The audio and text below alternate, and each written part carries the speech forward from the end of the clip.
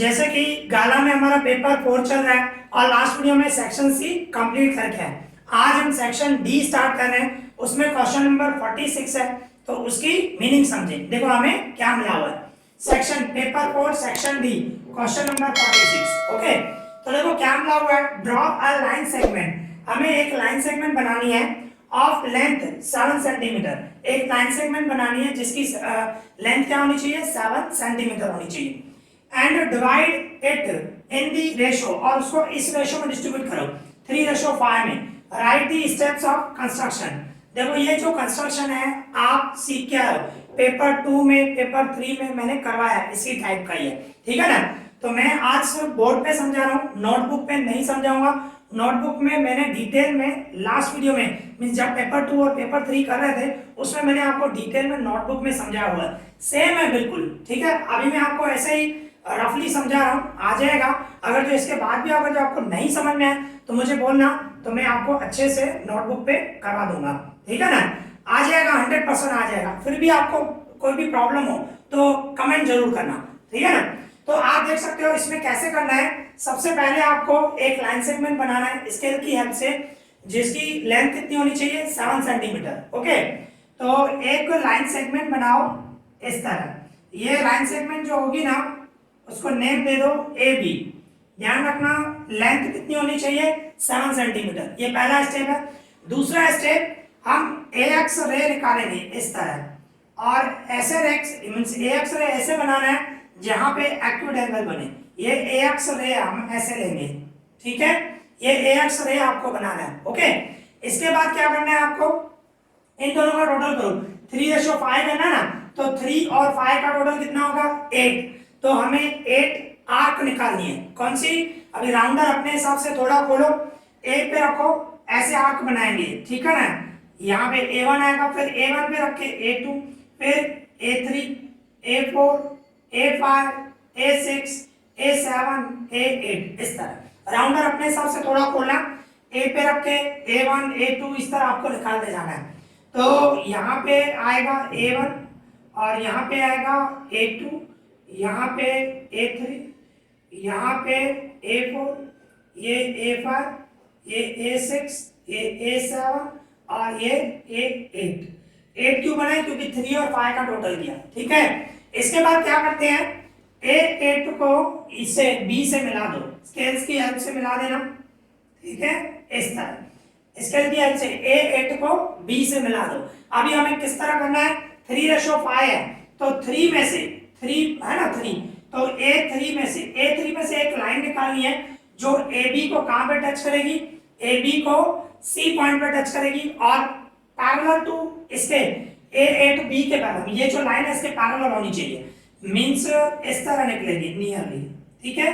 देखो मैं रफली निकाल रहा हूं, जब हम नोटबुक में करेंगे पूरा स्टेप वाइज करेंगे तो ये अच्छे से निकलेगा, ठीक है ना। 8 प्रेजेंट में सिर्फ ऐसे ही निकाल रहा हूं, इसके पैरेलल होगी, कंपल्सरी पैरेलल होनी चाहिए, ठीक है ना। वो भी स्टेप मैंने आपको समझाए हैं, वो स्टेप से आपको पैरेलल लाइन निकालनी।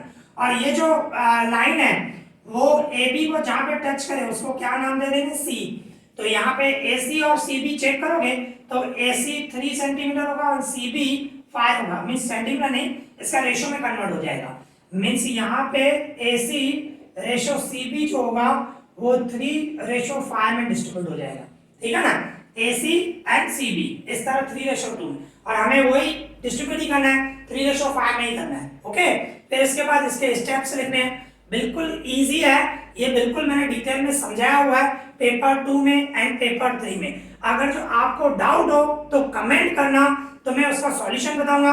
अगर जो हो सका तो मैं आपको नोटबुक में भी समझाऊंगा, अगर जो आपको दिक्कत हो रही हो तो, ठीक है ना। तो अभी हम दूसरा सम स्टार्ट करते हैं। अब इसी तरह हमारे पास क्वेश्चन नंबर 47 है, तो उसकी मीनिंग समझिए।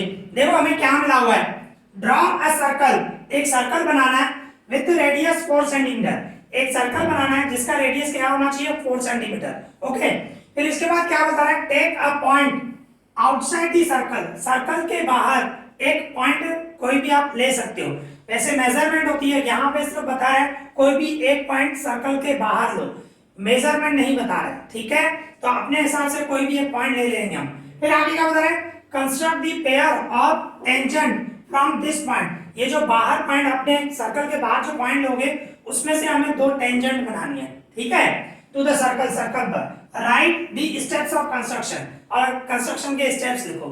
ये भी आप सीख के आए हो, लास्ट जो पेपर हमने 2 और 3 कंप्लीट किया है उसमें मैंने बिल्कुल डिटेल में सिखाया हुआ है। तो अभी देखो मैं रफली समझा रहा हूँ, सेम जैसे इसके पहले वाला सम सिखाया।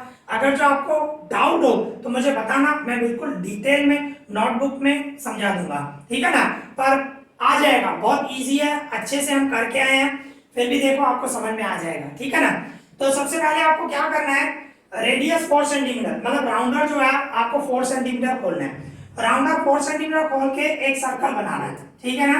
भाई सपोज करो हमने ये इस तरह हमने एक सर्कल बनाया, ठीक है ना। राउंडर आपको 4 सेंटीमीटर खोल के एक सर्कल बनाना है, तो ये सेंटर आया, ओके। अभी सर्कल के बाहर एक पॉइंट लेनी है, ये सेंटर को हम ओ ले लेते हैं, ठीक है। अभी सर्कल के बाहर एक पॉइंट, ध्यान रखना स्ट्रेट लाइन की तरफ, मतलब बाहर ही लेना है और स्ट्रेट में हो, ओ की स्ट्रेट में हो, बेटर रहेगा क्योंकि हमें लाइन मिलानी है उसको।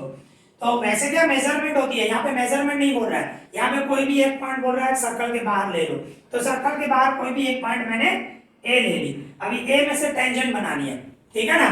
तो देखो किस तरह बनाएंगे, पहला स्टेप राउंडर क्या किया, राउंडर 4 सेंटीमीटर बोला, सर्कल बनाया। इसके बाद सेकंड स्टेप में आप बोलोगे कोई एक पॉइंट ए सर्कल के बाहर ली, आउटसाइड द सर्कल। फिर इसके बाद थर्ड स्टेप में आप ऐसे बोल सकते हो ड्रॉ ओ ए, ओ ए को हमने ज्वाइन कर दिया, ज्वाइन ओ ए या ड्रॉ ओ ए, ठीक है। इसके बाद फोर्थ स्टेप में क्या बोलोगे, ये जो ओ ए है इसका परपेंडिकुलर बाइसेक्टर निकालेंगे, और परपेंडिकुलर बाइसेक्टर जो होगा मींस राउंडर जो है आधे से ज्यादा खोलना, मतलब आधे से ज्यादा खोलना राउंडर से, और फिर ओ पे रख के ऐसे एक आर्क बनाना, एक ऊपर और एक नीचे, ओ पे रख के, ठीक है। फिर ए पे रख के ऐसे आर्क बनाना, एक ऐसे आएगी और एक ऐसे आएगी, फिर इन दोनों को हम मिला देंगे। देखो यहाँ पे अभी एक्यूरेट नहीं आएगा, राउंडर से बनाओगे तो एक्यूरेट आएगा, ओके। अभी हम रफली कर रहे हैं, आप जब करोगे तो एक्यूरेट आएगा।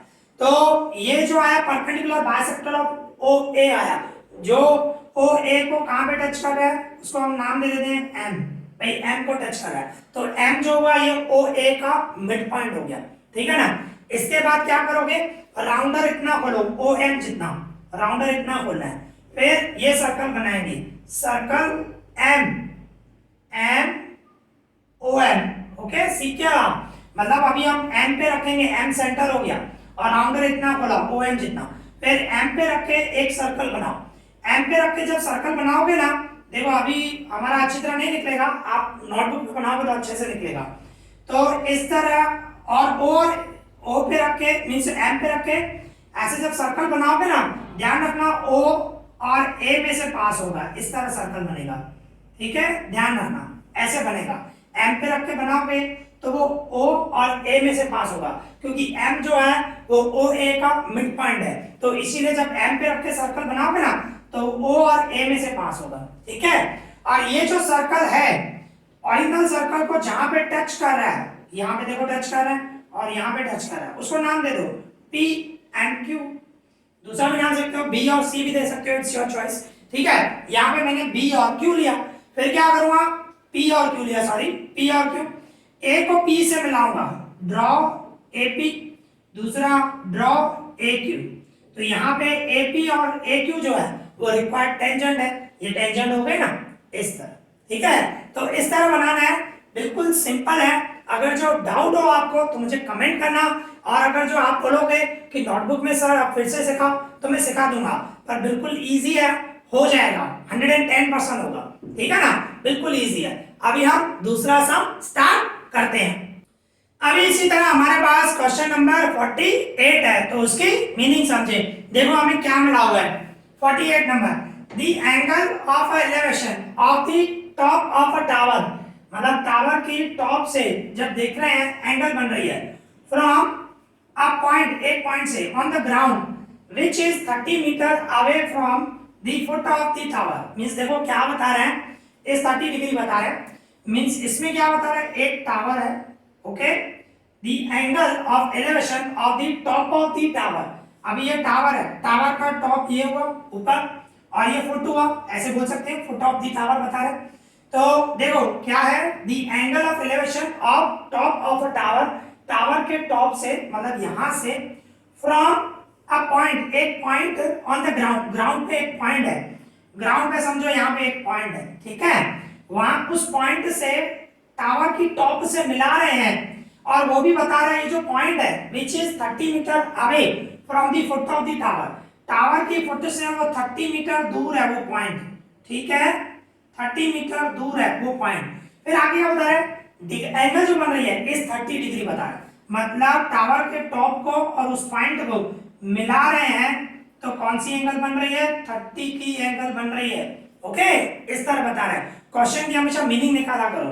तो ये आपको मिला हुआ, ये टावर है और एक ये पॉइंट है ग्राउंड पे जो फुट से 30 मीटर दूर है, जब टॉप को और उस पॉइंट को मिला रहे हैं तो 30 की एंगल बन रही है। फिर आगे क्या बता रहे हैं, find the height of the tower, height of the tower मतलब हमें ये फाइंड करना है। अगर जो मैं ऐसे नाम दे दूं ए बी सी, ठीक है ना, तो यहाँ पे हम लिखेंगे ए बी क्या है, ए बी टावर है वो हमें फाइंड करना है, दूसरा बी सी जो है वो ग्राउंड है, ओके वो ग्राउंड है ना, और कितना है वो 30 मीटर दिया हुआ है आपको, ठीक है ना, इस तरह।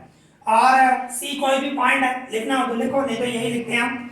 फिर आगे क्या बोलूंगा मैं, इस तरह बोलूंगा in triangle A B C, ये ट्रायंगल ए बी सी है, इसमें मैं tan 30 की फॉर्मूला लगा रहा हूँ।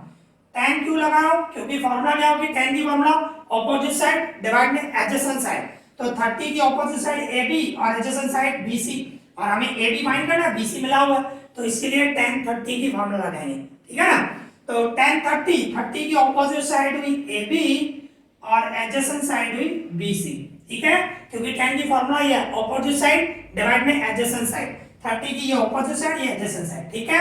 अभी हम वैल्यू पुट करेंगे tan 30 क्या होता है, tan 30 1 अपॉन रूट 3, ठीक है ना, tan 30 की value 1 upon root 3 equals to में ए बी हमें फाइंड करना है, हाइट ऑफ टावर वो हमें फाइंड करना है, तो ए बी से बी सी आपको क्या मिला हुआ है 30, ओके। फिर क्या होगा, ये 1 अपॉन रूट 3 से 30 डिवाइड में इधर मल्टीप्लाई में आ जाएगा 30 इक्वल्स टू में ए बी, ओके, सिर्फ क्या किया 30 को इधर लेके आ मल्टीप्लाई में। अभी क्या कर रहा हूं, देखो ये 1 अपॉन रूट 3 से मल्टीप्लाई 30 को ऐसे कर सकता हूं मैं भाई 10 मल्टीप्लाई 3, 10 मल्टीप्लाई 10 को 3 से मल्टीप्लाई करूं क्या होगा 10 3 30 होगा, तो मैं 30 को स्प्लिट कर रहा हूं 10 मल्टीप्लाई 3 कर रहा हूं, ये इक्वल्स टू में ए बी से। फिर क्या करूंगा, देखो ये यहाँ पे सेम रख रहा हूं 1 अपॉन रूट 3, देखो यहाँ पे लिख रहा हूं मैं भाई ये 1 अपॉन रूट 3 जो है वो सेम रख रहा हूं, ठीक है, जो है इनटू ये 10 भी सेम रख रहा हूं। अभी जो 3 है 3 की जगह मैं ऐसे रख सकता हूं रूट 3 मल्टीप्लाई रूट 3 और इक्वल्स टू में ए बी। देखो मैंने क्या किया, फिर से रिपीट कर रहा हूं, देखो ये 1 अपॉन रूट 3 सेम रखा, 10 सेम रखा, अभी 3 की जगह मैंने रखा रूट 3 मल्टीप्लाई रूट 3, अभी रूट 3 मल्टीप्लाई रूट 3 क्या होता है 3 होता है, तो मतलब मैं 3 की जगह पे ऐसे रख सकता हूं ना, ठीक है, तो 3 की जगह मैंने रूट 3 मल्टीप्लाई, क्योंकि रूट 3 को मल्टीप्लाई रूट 3 से करोगे तो उसका आंसर 3 होता है, रूट रूट कट जाता है, ठीक है, तो मैंने 3 की जगह पे रखा रूट 3 मल्टीप्लाई रूट 3, क्यों रखा, ये कट हो जाएगा ना, आप देखो ये डिवाइड में और ये ऊपर कट हो जाएगा इसकी वजह से, तो इसको ये tan रूट 3 से मतलब ऊपर क्या बचा 10 और रूट 3 बचा, तो tan root 3 equals to A B, मतलब ए बी क्या है हाइट ऑफ टावर है ना, ए बी मतलब टावर की, और हमें फाइंड भी वही करना है हाइट ऑफ टावर, तो आपका आंसर आ गया, क्या लिखोगे, therefore height of tower equals to tan root 3 और वो भी मीटर में, क्योंकि ये मीटर में दिया हुआ है, डिस्टेंस जो है मीटर में दिया हुआ है, ओके। तो यहाँ पे ये हमारा सम कंप्लीट हो गया, ठीक है। अभी इसी तरह हमारे पास क्वेश्चन नंबर 49 है, तो उसकी मीनिंग समझे।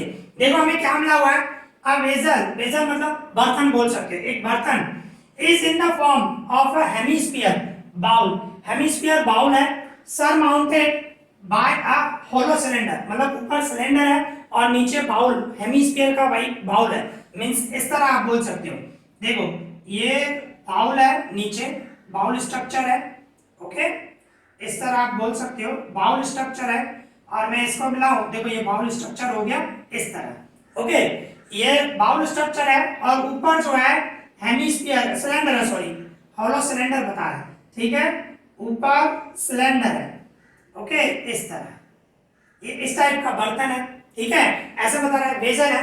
फिर आगे बता रहा है the diameter of the hemisphere is 14, ये जो हेमिस्फीयर है इसका डायमीटर आपको 14 डायमीटर दिया हुआ, डायमीटर 14 है तो रेडियस कितना होगा 7।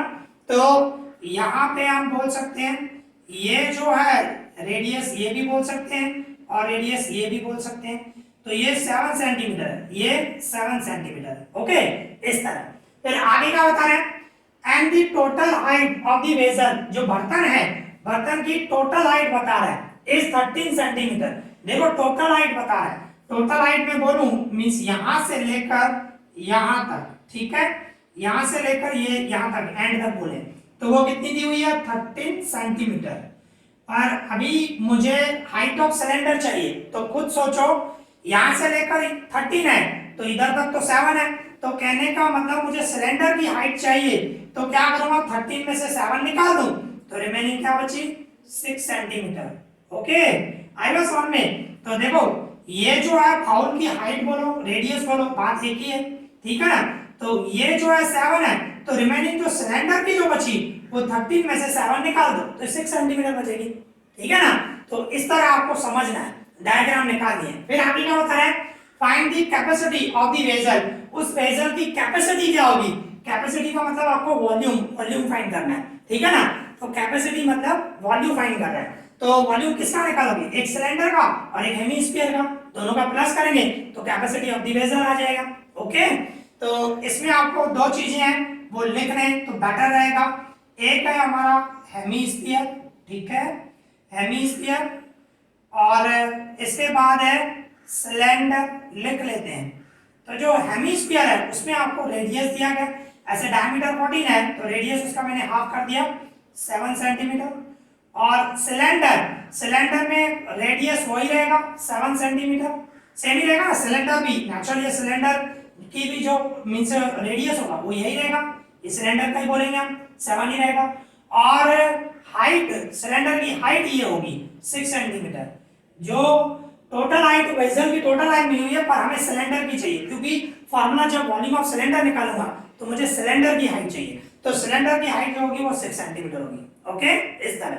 अभी हम कैपेसिटी फाइंड करेंगे, ठीक है, आप इस तरह बोल सकते हो कैपेसिटी ऑफ वेसल, वे जो बर्तन है उसकी कैपेसिटी कितनी होगी मींस इक्वल टू करूंगा volume of cylinder plus volume of hemisphere, okay, इस तरह होगा, ठीक है ना।